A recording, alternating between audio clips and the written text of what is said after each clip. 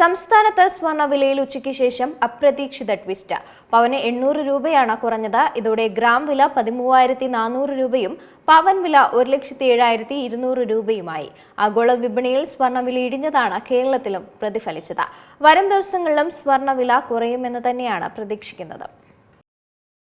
അടിപൊളി, മിസ് ചെയ്യേണ്ട. സ്വർണ്ണവിലയിൽ ഉച്ചയ്ക്ക് ശേഷം അപ്രതീക്ഷിത ട്വിസ്റ്റ്. സ്വർണം വാങ്ങാൻ ആഗ്രഹിക്കുന്നുണ്ടെങ്കിൽ ഇതാണ് ബെസ്റ്റ് ടൈം എന്ന് വേണമെങ്കിൽ പറയാം. കാരണം പവന് വലിയ തോതിൽ വില കുറഞ്ഞിരിക്കുന്നു. അതെ, ഇന്ന് രാവിലെ ഗ്രാമിന് 70 രൂപ ഉയർന്ന് 13,500 രൂപയിൽ വ്യാപാരം ആരംഭിച്ച സ്വർണ്ണവിലയാണ് ഉച്ചയ്ക്ക് ശേഷം ചാഞ്ചാടിയത്. വന്നിടിവാണിപ്പോൾ രേഖപ്പെടുത്തുന്നത്. പവന് 800 രൂപ കുറഞ്ഞു. ഇതോടെ ഗ്രാം വില 13,400 രൂപയും പവൻ വില 1,07,200 രൂപയിലുമെത്തി. ആഗോള വിപണിയിൽ ഉണ്ടായിരുന്ന മാറ്റങ്ങൾ തന്നെയാണ് കേരളത്തിലും പ്രതിഫലിച്ചിരിക്കുന്നത്. അന്താരാഷ്ട്ര വിപണിയിൽ ഔൺസിന് $4,141 വരെ ഉയർന്ന സ്വർണ്ണവില പിന്നീട് $4,081 ഇടിഞ്ഞു വീഴുന്നതാണ് കണ്ടത്. ഇടയ്ക്ക് $4,088 വരെയും വില താഴ്ന്നു. എന്തായാലും പശ്ചിമേഷ്യൻ സംഘർഷങ്ങളുടെ പശ്ചാത്തലത്തിൽ സുരക്ഷിത നിക്ഷേപം എന്ന നിലയിൽ സ്വർണത്തിന് ആവശ്യം ഉയർന്നിട്ടുണ്ടെങ്കിലും മറ്റ് ഘടകങ്ങൾ വിലയെ വലിയ സമ്മർദ്ദത്തിലാക്കിയിട്ടുണ്ട്. നമുക്കറിയാം, കഴിഞ്ഞ ആഴ്ചയിൽ താഴേക്ക് വീണ സ്വർണ്ണവില ഇപ്പോൾ മുകളിലേക്ക് കുതിക്കുന്ന കാഴ്ചയായിരുന്നു 2 ദിവസങ്ങൾക്കിടയിൽ കണ്ടത്. എന്നാൽ ഇപ്പോൾ സ്വർണം വാങ്ങുന്നവർക്ക് ചെറിയ ആശ്വാസമുണ്ട്.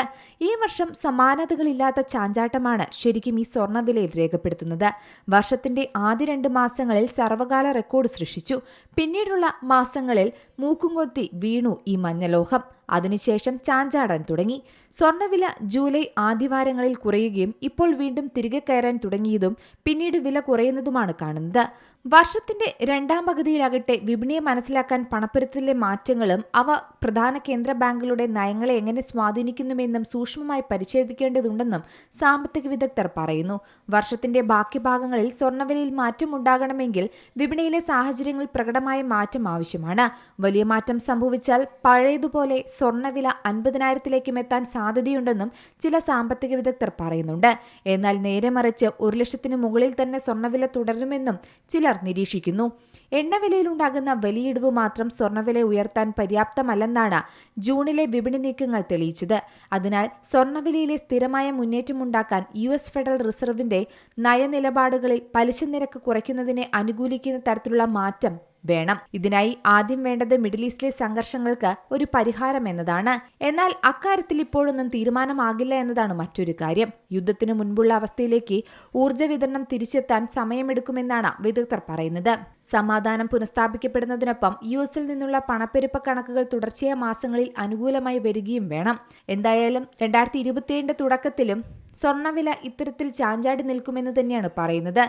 നിലവിലെ സാഹചര്യത്തിൽ സ്വർണ്ണവില കുതിക്കുമെന്നോ താഴേക്ക് വീഴുമോ എന്നും പ്രവചിക്കാൻ സാധിക്കില്ല. News desk C Malayalam news.